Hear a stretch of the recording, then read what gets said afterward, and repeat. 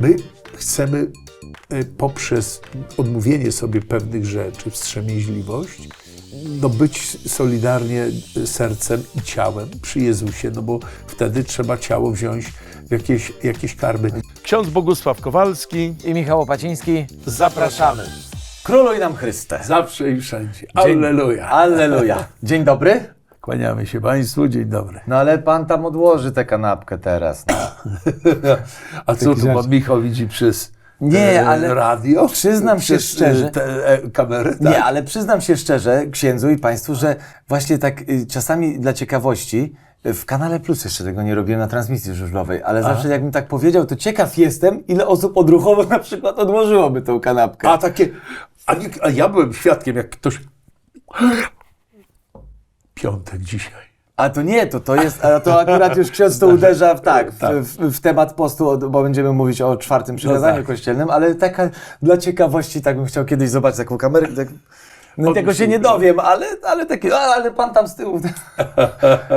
Tak, pani wyłączy suszarkę, bo zagłuszę na przykład. Nie? To takie oczywiście żarty, ale teraz już będzie jakby w naszym stylu, ale będziemy gadać całkiem serio, jak zawsze. Pogodnie o poważnych tematach. O! Można? Można? No, wyjaśnił od razu wszystkie odcinki do Bez przodu. takiej napinki Tak, bez takiego... naukowej. Ale jednak. Praktyka. Praktyka. Dobrze. Ja mam, ponieważ to przykazanie jest długie, a nie chciałbym jego brzmienia pomylić, więc proszę mi wybaczyć ściągę. 4. przykazanie kościelne. Zachować nakazane posty i wstrzemięźliwość od pokarmów mięsnych, przecinek, a w czasie Wielkiego Postu powstrzymać się od udziału w zabawach. Potrzebujemy Waszego wsparcia, żeby dalej tworzyć program Ksiądz Boguś wyjaśnia. Prosimy, odwiedź stronę wspierajsalwę.pl lub Patronite. Bardzo precyzyjne, jasne, chociaż trzeba wiele rzeczy wyjaśnić. My Co parę to jest post, tak. a co to jest wstrzemięźliwość. I parę podpunktów tutaj właśnie będziemy robić. To zaczynamy. Post. Proszę bardzo. Post. To jest oczywiście okres Wielkiego Postu, to te wszystkie dni, czas przygotowania do świąt Wielkanocy. Od Środy Popielcowej do Wielkanocy. Ale to jest okres Wielkiego Postu. Natomiast są takie 2 dni tak zwanego postu ścisłego, czyli Środa Popielcowa i Wielki Piątek. Przypomnijmy sobie, mówiliśmy, ale warto przypomnieć. Post ścisły, powstrzymanie się od pokarmów mięsnych oraz jest także post w te 2 dni co do ilości. 2 posiłki niedosyta, 1 posiłek dosyta, ale oczywiście bezmięsny. Tak. Tu chodzi o taką większą dyscyplinę i ćwiczenie woli. Ze względu na rangę i charakter tych 2 dni, kiedy rozpoczynamy post i dzień męki śmierci Pana Jezusa na krzyżu. I ten post ścisły obowiązuje od 18 roku życia do 60 roku życia. Post ścisły. Czyli dzieci do 18 roku życia, no i młodzież, ten post ścisły nie obowiązuje. Czy jak ktoś przekroczy 60 lat. Natomiast oczywiście życie pokazuje, że pragnienie powstrzymania się od pokarmów mięsnych w post ścisły i niespożywanie tak do oporu, jak to mówimy, 3 posiłków, jest dużo większe niż wymagają przepisy. I jest coś takiego jak wstrzemięźliwość od pokarmów mięsnych, która to wstrzemięźliwość dotyczy piątków całego roku oraz obowiązuje od 14 roku życia, a górnej granicy nie ma. Czyli wstrzemięźliwość od pokarmów mięsnych do końca i oczywiście tutaj pewnie powiemy sobie za chwilę, bo jak znam życie, dotknie Pan tych wszystkich wyjątków i dyspens, a jest ich dużo. Wyjątki to na koniec zostawimy, ale chciałem jeszcze a propos, dobra, to od tej kanapki, tak. Piątek. Zapomniałem. Orety. Tak, Oj, oj, oj. tak. Grzech? Nie grzech? Oczywiście, że nie. Niezachowanie wstrzemięźliwości przez zapomnienie, no to jest po pierwsze właśnie zapomnienie, czyli nieświadomość. Okej. Niektórym ludziom w ogóle dni się mylą. Zdarza się. Dla mnie to nie do pojęcia, jak może się czwartek pomylić z piątkiem, ale może się, zdarza się. Ja akurat tego doświadczyłem, jestem tak, Tak? wierzę, Są czasami, jak wypadnie święto w tygodniu, uroczystość, jest wolny dzień od pracy, na przykład Trzech Króli, to czasami wydaje się, że ten następny dzień to taki poniedziałek. albo to nie jest poniedziałek. jak jest dużo pracy czasami, to też tak, że... Tak, oczywiście. Poza tym... Czyli, stop, jeszcze przepraszam. Tak. Tak, przerwałem księdzu Bogusiowi. Czyli jak w piątek, w połowie kotleta albo hot doga, bo jadę na przykład na transmisję, już wezmę ze swojego ogródka, zapomniałem, po prostu nie pomyślałem, odruchowo poszedłem, płaciłem za paliwo, no to pani da tego hot doga. Tak. To nie, znaczy... Nie, no to- dojeść, okej. dokończyć, Dojeść. oczywiście. Nie, oczywiście. Nie, żebyśmy też w jakieś taki Nie wpadali. skrupuły faryzejskie, czy skrupulactwo lub faryzejstwo nie popadli. Poza tym, jeżeli już, bo tu nie da się uciec od tego, jeżeli pan tankował paliwo, to pan znaczy, że pan jest w podróży. Tak. A w podróży nie obowiązuje wstrzemięźliwość. W podróży można zachować wstrzemięźliwość, ale ona nie obowiązuje. Nie obowiązuje To wstrzemięźliwość. dobre, bo ja teraz częściej w piątki jeżdżę, to cenna uwaga i wcale się nie śmieję. Wcale się Oczywiście, nie śmieję. nie obowiązuje wstrzemięźliwość w jedzeniu zbiorowym. Kiedy oto jesteśmy na jakiejś wycieczce, prowadzą nas do restauracji, czy do jakiejś stołówki hotelowej, restauracji i podają nam to, co jest. Zdarza się, że restauracja, takie szanowane restauracje przygotowują alternatywę dla ludzi, którzy chcieliby zachować wstrzemięźliwość, ale bywa tak, że nie ma bezmięsnych potraw i trzeba spożyć to, co jest. I to jest dyspensa jakby z automatu, ipso facto, przez Czyli sam dotknęliśmy fakt. pierwszego wyjątku, można powiedzieć. Trzecia rzecz, no wszyscy ludzie chorzy, a zwłaszcza w szpitalach. Czasami leczenie wymaga treściwszego posiłku. Bywa i że skromniejszego, ale i treściwszego. Nie jestem specjalistą, ale zdarza się, prawda? Z choroby, zapomnienie. Tutaj taka moja praktyka i podpowiedź. I tak jak przy różnych okazjach, uroczystości, które wypadają w piątek lub sytuacji takiej bardzo życiowej, te słynne majowe weekendy, że albo oktawa Bożego Narodzenia, dawna oktawa, bo ona już tak formalnie nie obowiązuje, ale jeżeli pierwszy dzień Bożego Narodzenia wypada w czwartek, Boże Narodzenie, i drugi dzień w piątek, no to naturalnie biskupi udzielają dyspensy od wstrzemięźliwości co do pokarmów mięsnych, prawda? I wtedy dobrze jest, i wtedy biskup jakby formą taką, jakby to powiedzieć, wynagradzającą, dziękczynną za tę dyspensę jest zalecenie modlitwy w intencjach, podkreślam, w intencjach Ojca Świętego. Nie w intencji Jego osoby, tylko to, co nosi to, w sercu, on, tak. gdy jako papież kieruje Kościołem i wiele ciężarów dźwiga. To w tych intencjach odmawiamy jakąś modlitwę. I ja bym proponował, to już jest moja taka sugestia duszpasterska i na bazie doświadczeń, jak zapomnisz, czy jesteś w podróży i nie obowiązuje cię wstrzemięźliwość, czy jesteś na zbiorowym żywieniu, czy jesteś chory,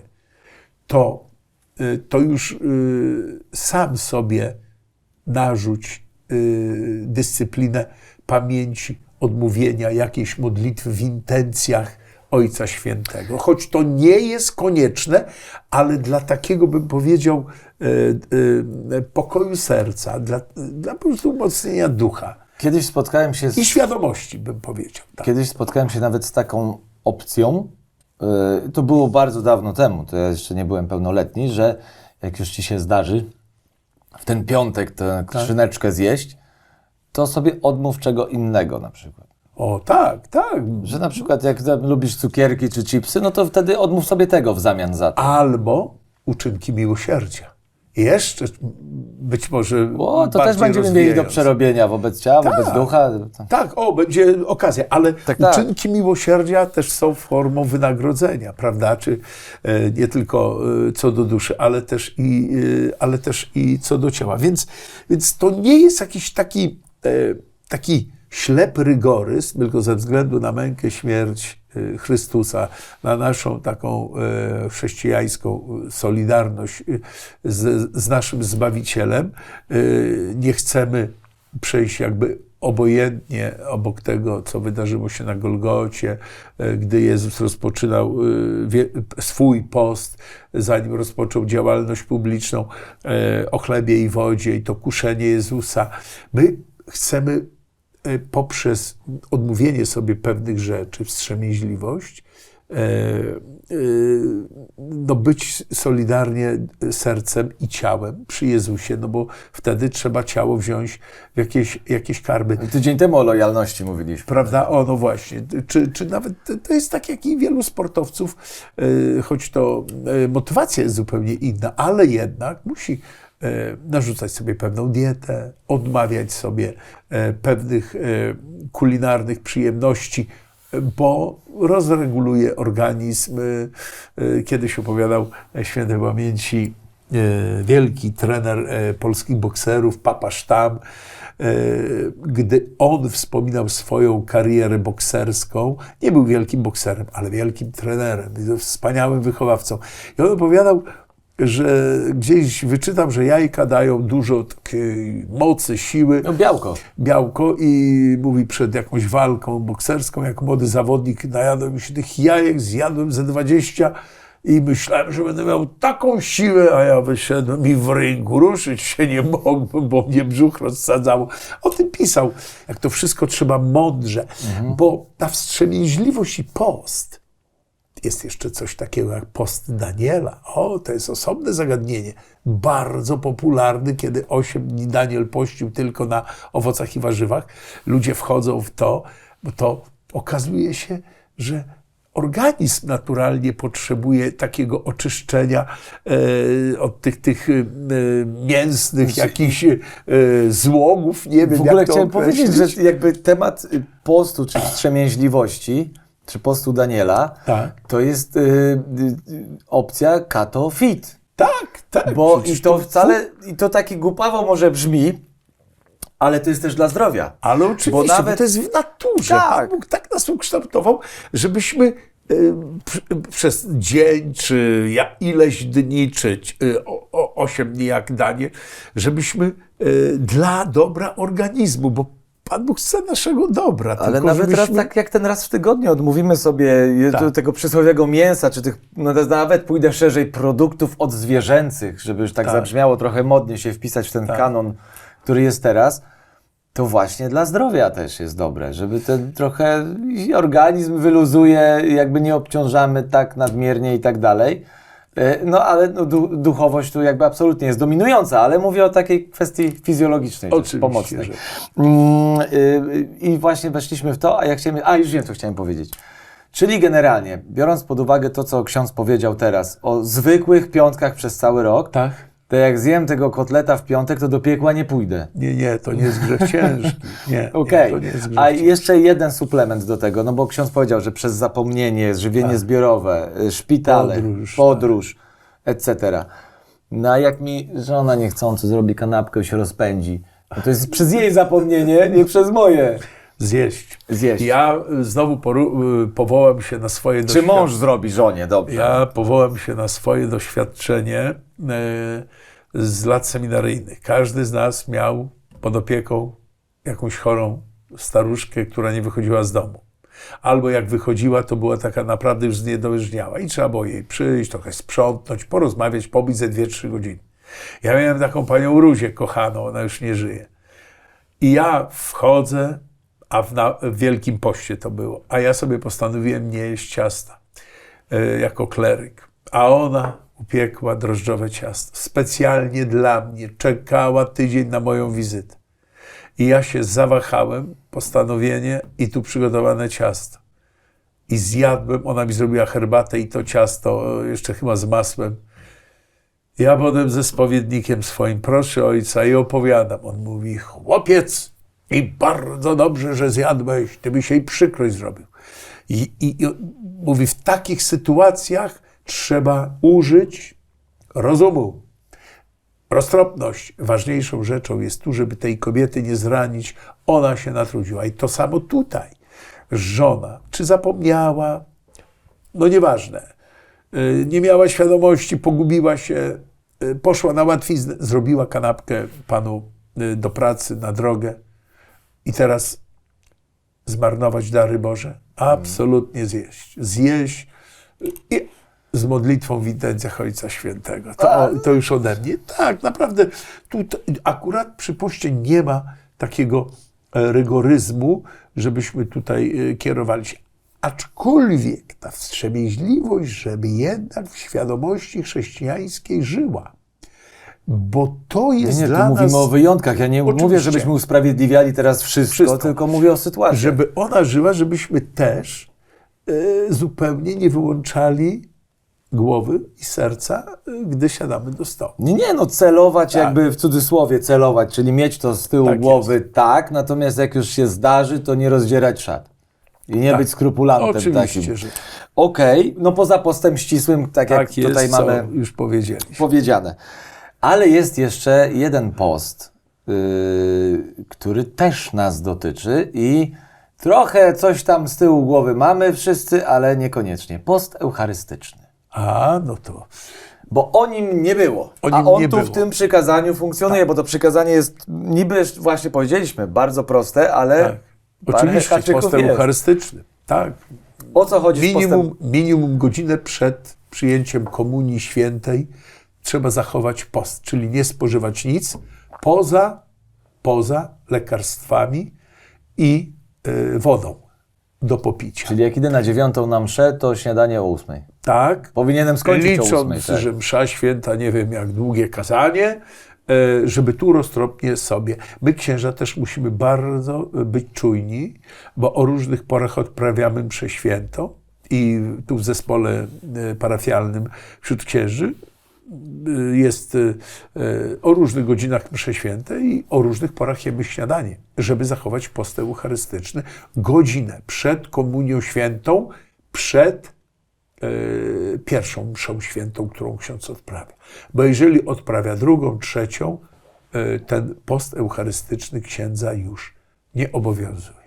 To księdza, ale nas... Tak. Ale nie, też przed pierwszą mszą świętą. Ale gdy druga msza święta, załóżmy rano był ktoś i za 2 godziny ma pogrzeb bliskiej osoby i między mszami spożywa posiłek i... Nie może ksiądz ślubu, pogrzeb na ślub zamienić? A, no to proszę bardzo. Ślub. Pogrzeb był w zeszłym tygodniu, no może teraz ślub. No. Dobrze, no to... Czyli był Msza rano, a ślubna, potem tak. ślub. Tak.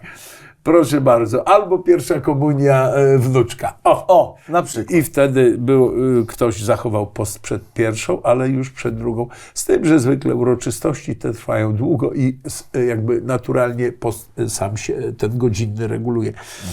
To jest też ważne, żebyśmy swoje ciało zachowali w pewnym takim w cudzysłowie głodzie, takiej czystości też, bo to taka gotowość i zdyscyplinowanie ciała ma wpływ na postawę naszego ducha. I post eucharystyczny jak najbardziej przed pierwszą Eucharystią. A co w przypadku, bo to się zdarza, znaczy wiem, że się zdarza, ja tego nie widziałem jeszcze, przyznam się szczerze, nie spotkałem z tym, ale na przykład, tak jak są panie, starsi ludzie, może nie tylko panie, ale starsi ludzie, że tam na przykład cukier spada i tam cukierka na mszy sobie.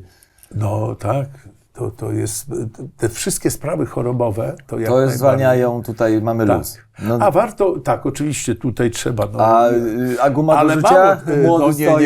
nie, bo to chodzi o pewne wyczucie. Proszę Państwa, ja Państwa nie zgorszę, mam nadzieję, jeden z biskupów mający cukrzycę i te wahania cukru bardzo mu spadały, na moment przerywał mszę, wchodził do zakrystii i łyk słodkiego napoju musiał się No, ale napić, to jest żeby... kwestia zdrowotna, No, chorobowa. ale to, tak, dlatego tutaj, żebyśmy nie byli jakimiś skrupulantami. Tak, Maluchy i chrupeczki, tak. czy tam ciasteczka, no to są maluszki, no to... No, ale też tu bym nie No. raczej dyscyplinował dzieci, żeby uczyły się niejedzenia w kościele w normalnych warunkach. Zmierzam do tych małych wózeczkach, no bo dzieciaki takie świadome, no to Tak, wiadomo, tak. że... No to aż takim specjalistą nie jestem. Nie wiem, czy tak dziecko musi zawsze. Ja Nie, chodzi o to, że te Nie sądzę. różne są maluchów potrzeby i na przykład jak fajnie sobie zasypia w wózeczku i śpi przez całą mszę, a potem się nagle obudzi, to żeby ten głód pierwszy zabić na przykład, to się coś to tam podaje. biszkopcik na przykład wjeżdża, ale no to mówimy o maluszkach w wózkach, tak? No bo dzieciaki to się domyślam, że już te świadome, mimo że dzieciom wolno więcej, to chyba jednak To tutaj, nie wszystko wolno. tutaj się wyhamujmy trochę. Tak. Natomiast tutaj to oczywiście też trzeba takiej dużej roztropności. Oczywiście ja miałem sytuację kiedyś taką, że spowiadałem, stoi przed konfesjonałem kobieta i czeka, aż skończę spowiadać. Skończyłem. I ona dobiega do mnie. Ja myślałem, że chcę bez kolejki do konfesjonału, a jeszcze długa kolejka. Ona: przepraszam, proszę księdza, nie ma ksiądz gdzieś w zakrystii kawałka czekolady, bo cukier mi spadł. I ja wtedy szybko wyskoczyłem, akurat miałem na zapleczu czekolady, które dzieciom rozdawaliśmy i kilka sztuk mi zostało. No to są sytuacje ale to nadzwyczajne, tak, ale no. byłem szczęśliwy, że miałem czekoladę, żeby jej dać, żeby ona mogła wyregulować ten cukier. Drodzy księża, którzy nas słuchacie, i to wcale nie jest żart, Trzymajcie nie tylko dla dzieci. i w apteczce w zakrystii czekoladę. Tak, Bo różnie to może być z warto cukrem. mieć. No tak, nie, czyli kwestie choroby, no to jakby wolałem dopytać dla oczywiście. formalności, a jak na przykład tak ktoś tam jeszcze łyczka coli też przed wejściem do kościoła tam sobie, czy jakiegoś napoju, Jeżeli, fajeczek. No nie, tu jak nie ma potrzeby tej cukrzycowej, to nie. Okej, dajmy tu się spokój. powstrzymujemy. Tak.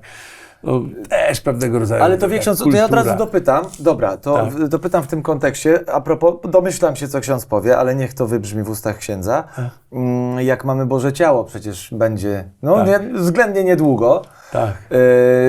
Daj, Panie Boże, pogodę piękną, jak to zawsze w Boże Ciało bywa. No i idziemy w procesji. No i ta butelka wody się przyda. Woda jak najbardziej. Woda jak najbardziej. My księża też między ołtarzami, idąc w procesji, popijamy. Zależy, jak długa też jest procesja, ale organizm się tak No nasłonecznia. chyba, że i ksiądz tak, się monstrancję. No nie, no to oczywiście, ale w ogóle idą harcerze, bielanki mają podawaną wodę, ministranci, to jest Tu na woda, spokojnie. Woda. Mówiliśmy, że wodę Nie zawsze żadne można. oranżady, nic, woda. Woda jak najbardziej można spożywać, tak. Nie, bo jakby też może ktoś mieć z tym kłopot, prawda? Że, Nie, oczywiste. Tu że nie tu, można, tu na spokojnie, czyli tam żona do torebki może, albo tam mąż do kieszeni. tak jest. Wiem, butelka w kieszeni to niewygodnie, ale zawsze. Okej, czyli tu jesteśmy okej. I jeszcze te jakieś wyjątki mamy, bo ksiądz powiedział, że ich jest dużo. Przerobiliśmy je przy okazji No wstrzemięźliwości. to najważniejsze. Tak jest. No to chyba jasne z tym postem się stało. Nie wiem, no w razie czego proszę pytać, bo tydzień temu nie... I teraz, proszę Państwa, nagrywamy chyba już 3. rok No. i po raz pierwszy zdarza się, że ja się upomnę o pytanie, Panie Michale. Ksiądz się upomni o pytanie? Tak, żeby Pan mi zadał pytanie co do tego przykazania, a co z zabawami w Wielkim Ojej, Poście? faktycznie...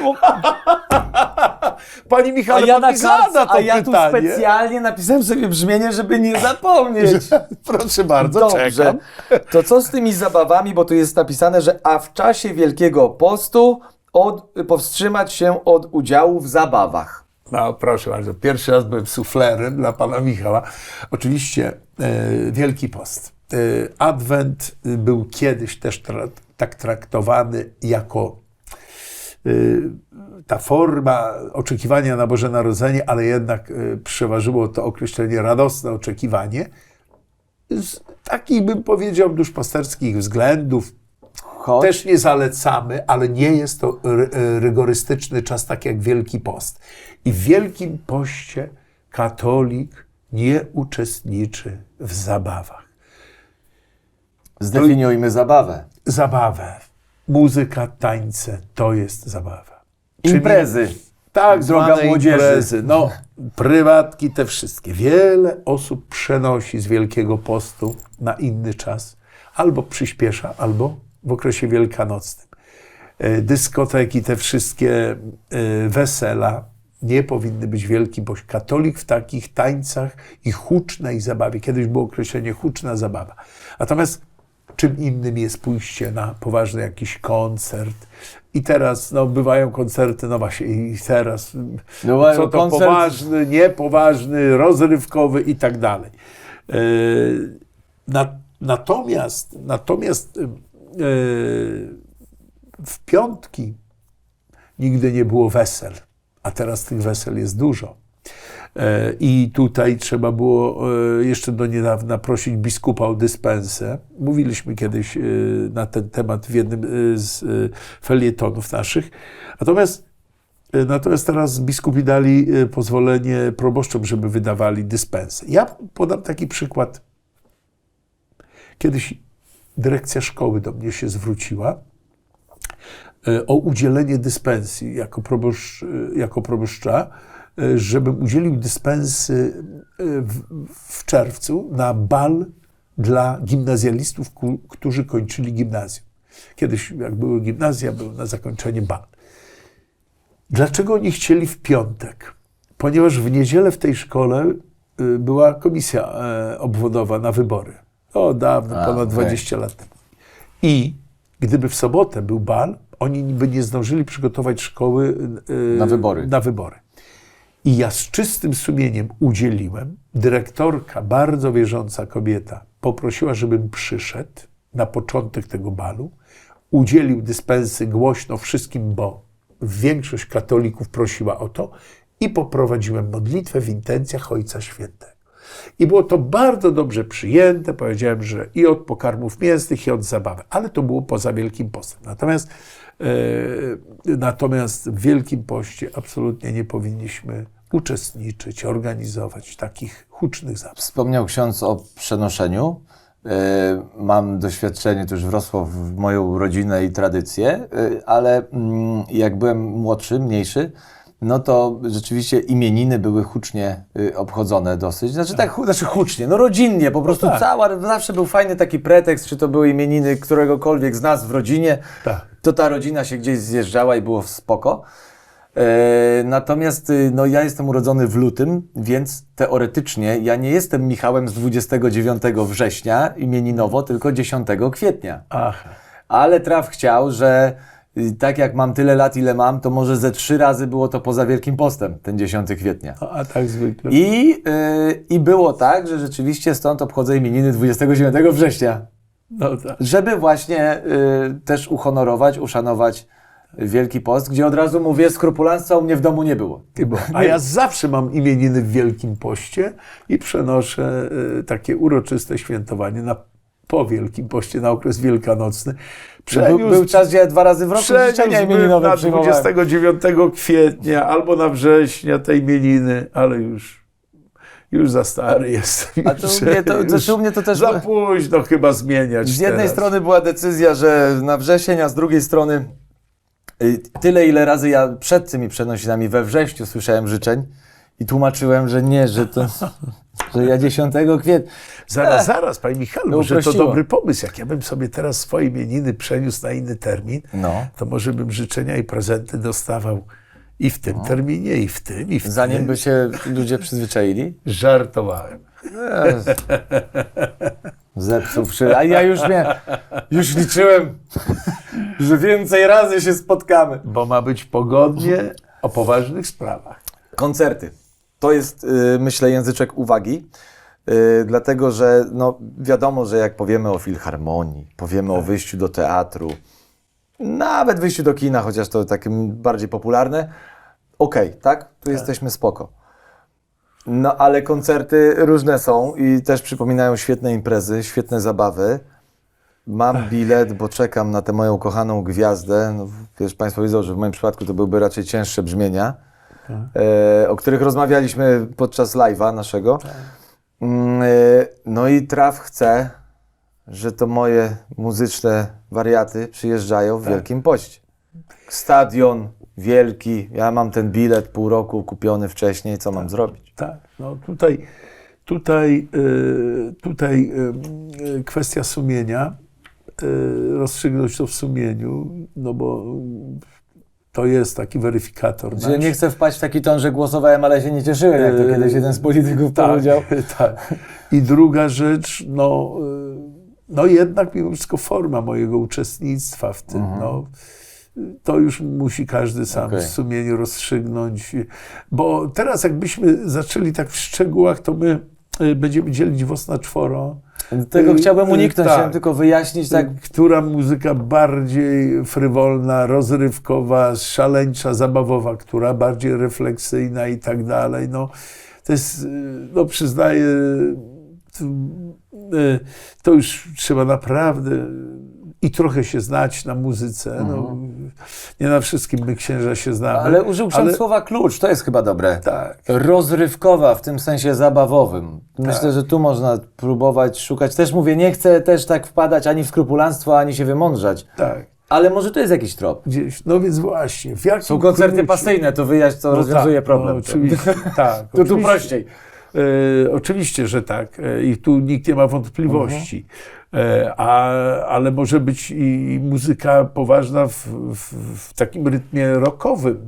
No tak. No i Znaczy, ja teraz, mówię, że w moim tak, przypadku cięższe brzmienia, tak. to może być hip-hop, to może być Tak. pop, to może być cokolwiek, nie? To jakby o to chodzi, że tu mówię o tych stadionowych koncertach, bo z tym No, raczej tak. kojarzymy te wydarzenia, tak? Że czekam, tam jadę potem do Atlas Areny w Łodzi. No w takiej sytuacji, kiedy jakby nie mam alternatywy, to ja bym był tutaj taki skłonny, żeby udzielić takiej dyspensy, jakiejś przy tej wyjątkowej sytuacji, takiej, no bo to nie są cotygodniowe koncerty. No nie, no to jest prawda? takie wydarzenie, na które się ja raczej zdaję czeka, sobie tak? sprawę. To jest... Akurat ja nie jestem jakimś takim fanem muzyki i nie chodzę Nie, tak na ja nie koncerty. chciałem tu księdza do Tak. muru przypierać, tylko Ale bardziej chodziło mi o to, że... pana powiedzieć mi, a ksiądz jak pójdzie w Wielkim Poście na mecz i... A ksiądz jak pójdzie i w te Wielkim Poście na mecz, to co? No właśnie, teraz ja wystawiłem się Dobra. na strzał. I okej. są wesołe piosenki. Na pustą mi ksiądz teraz wystawił, tak? Tak. No dobra, no to okej. To samo. Czyli też... Tak, no to jest... każdy mecz jest inny, a jak jest mecz, to musi być doping. I teraz, co w Wielkim Poście kibice mają nie śpiewać? Życie pokazało, że to są takie A rzeczy. słuchają nas na pewno kibice z Tak, różnych oczywiście. swoich drużyn. No i teraz w Wielkim Poście nie śpiewać, jak drużyna moja broni się tam przed spadkiem, czy walczy o mistrzostwo.